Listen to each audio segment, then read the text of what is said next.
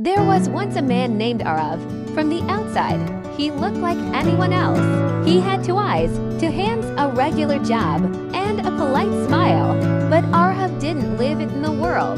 He lived inside his mind. His thoughts were louder than the world around him. Every decision, big or small, turned into a battle inside his head.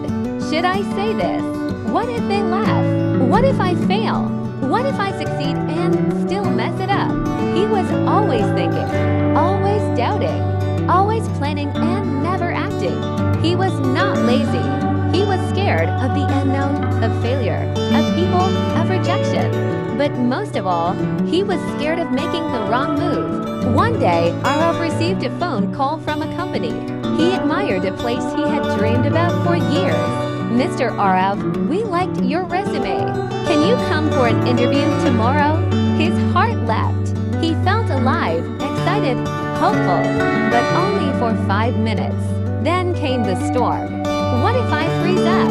What if I say something stupid? What if they look at me and realize I'm not good enough? He spent the whole night rehearsing answers in the mirror, practicing smiles, trying to be perfect. But in the morning, he didn't go. He stared at the clock, watching the interview time pass. He whispered, "Next time. I'll be ready next time." But deep inside, he knew next time never comes for someone who's always thinking. There was a girl named Mira. She lived 2 streets away and took the same bus every morning.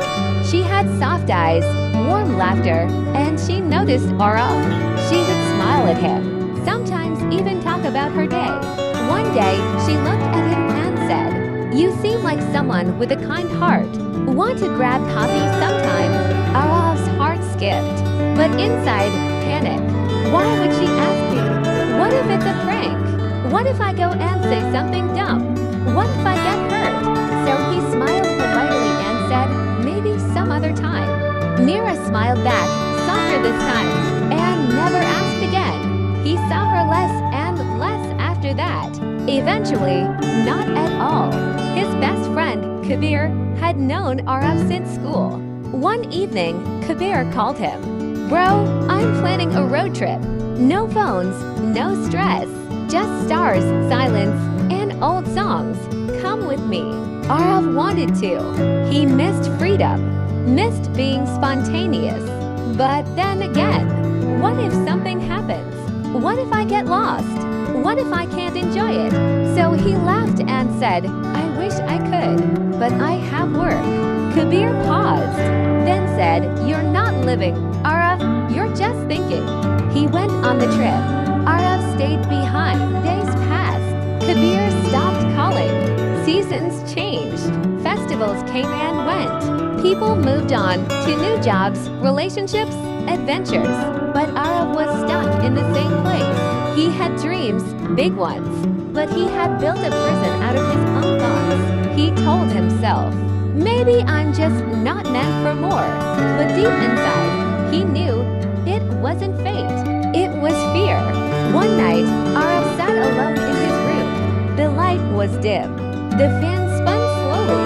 The clock ticked loudly. His heart felt heavy, like it was carrying the weight of all the moments he never lived. He whispered, "Why am I like this?" And for the first time, he heard a voice inside him, clear and honest. "Because you fear what hasn't even happened yet." That night, something broke inside him. Not his spirit, but his illusion. He hadn't failed in life. He had just never tried. He walked up to the mirror and looked at himself, really looked. Tired eyes, unspoken pain, a soul craving light. He said softly, "I've missed love. I've missed memories. I've missed me because I listened to fear." He wiped his tears and made a quiet promise. "Tomorrow, I will say yes to life, even if my mind screams no." Next morning, he wore his favorite shirt, the one he never wore because he thought it was too much.